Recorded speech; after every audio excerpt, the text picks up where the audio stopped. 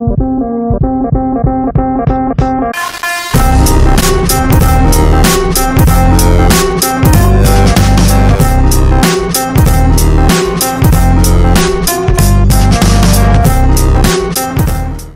up, everybody, and welcome back to the Never Ending Tour. I'm Patrick Garrity, and on this episode, I'm going to discuss what happened about a month ago when I was working in Portland, Oregon at a comedy club called Harvey's. Now, as some of you already know, after I did my shows there, they bounced a check on me for about $1,200, which is a pretty good chunk of change. So I just want to talk about how it all went down and how I had to go about getting my money. So a little bit of backstory. I've worked at Harvey's several times in the past, and I've never had a problem. But now they have new management.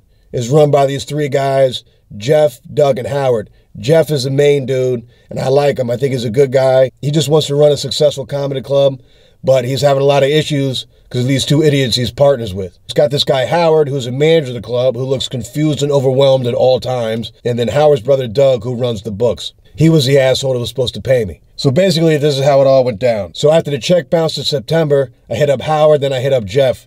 September 20th. Hey, Jeff, this is Patrick Garrity. Sorry to bother you, man, but the check from this weekend bounced. Howard said he's going to get it resolved, but I wanted to make sure you were aware. He hit me back. I just got back from New York late last night. I'll check on it when I go to the club later today. All right, cool. So then I hit him up a week later, Wednesday, September 26th. Hey, Jeff, just wanted to touch base with you about the check. He didn't get back to me. I didn't hear from him. So I waited another week, Monday, October 1st. Hey, Jeff.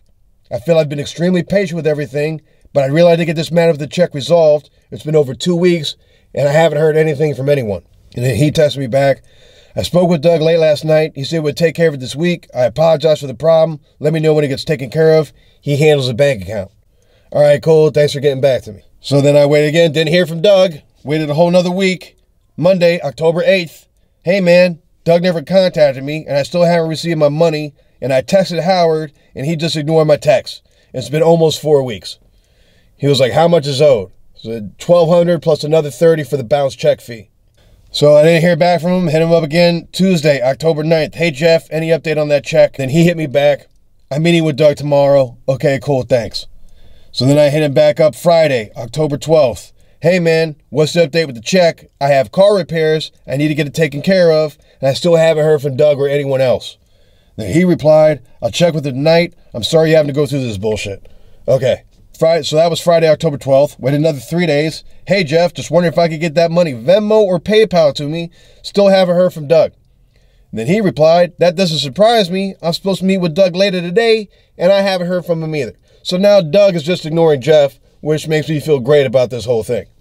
So I hit him up Tuesday, October 16th. He just sent me a text. It'll be done tomorrow. Okay. And he was like, thanks for your patience. Wednesday, October 17th, I waited till 8 p.m. because I didn't hear from him. So I sent Jeff another text message. So huge surprise, never heard from Doug, still don't have my money, really tired of this bullshit. Someone needs to PayPal or Venmo me my money, my patience has run out.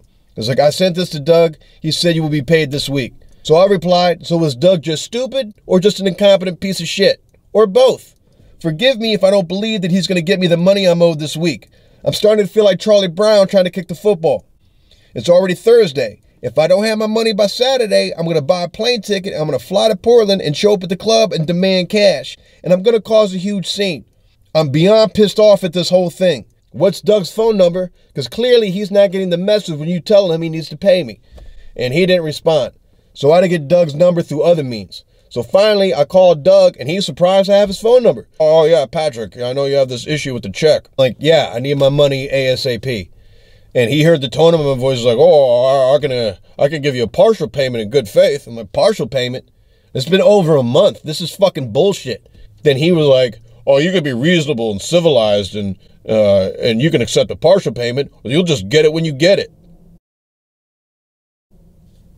Get it when I get it? So I replied with, who the fuck you think you talking to? And then he hung up on me. And now listen, I've been patient and reasonable for an entire month. And then having him hang up on me, oh, I'm sorry, is you owing me $1,200 a fucking inconvenience to you? I'm so sorry. It's not just owing me $1,200, it's the amount of disrespect on top of it, all right? There is a significant amount of begging in the world of comedy. First, you got to beg the bookers to get the dates. Then you got to beg people to come to the shows. And then you got to beg people for couches to sleep on. All right. I shouldn't have to beg for money that I'm already owed. Nobody should. All right. Like, you do the work, you get paid. That's one of the most basic fucking things. So after he hung up on me, I felt that I had no other option but to post this asshole's phone number on Facebook, so all my fans, friends, family, and fellow comics could harass this piece of shit.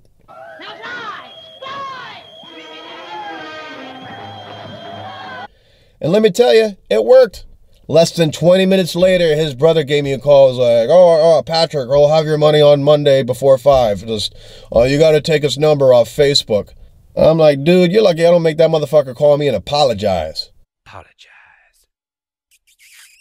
And mean it and be sincere. I was like, if I don't have my money by Monday, not only am I putting his phone number back up, I'm putting your number up there, I'm putting Jeff's number up there, because this is bullshit. I gotta say, it was a great feeling, you know, having everybody help me out and blowing up this piece of shit's phone. So I just want to say thank you to everybody that had my back, man. I really appreciate it. I needed a win.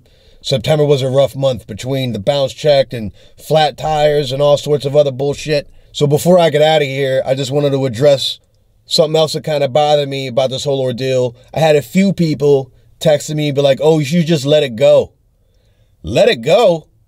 What fucking planet do you live on where you can just let somebody fuck you over for $1,200? It's not like I make $1,200 every week. That's not how it works. That's not how any of this works. Like, there's no way I'm going to let that go. I also had a few people being like, oh, you know, be careful about your reputation. My reputation for what? Not wanting to be fucked over? For not wanting checks bounced on me? Like, people are sitting around, oh, this Patrick Garrity guy gets really upset when you bounce a check on him. Yeah, I also heard if you're shitting his oatmeal, he spits it out. What a weirdo. Like, what the fuck? Sometimes in life, you got to stand up for yourself. You can't just let people fuck you over. And it makes it a lot easier for people not to fuck you over when someone's got your back. So, again, appreciate you guys. Thank you so much for helping me out. Because let me tell you, I don't believe I would have gotten my money if I hadn't taken the initiative of getting that motherfucker's phone number, putting it on Facebook, and doing what I had to do. So that's it for this episode. Hopefully I'll see you next week in Boston. I'll be performing at Nick's Comedy Stop this Friday and Saturday. So if you're in town, come check out a show. See you on the road, everybody. Like our shit?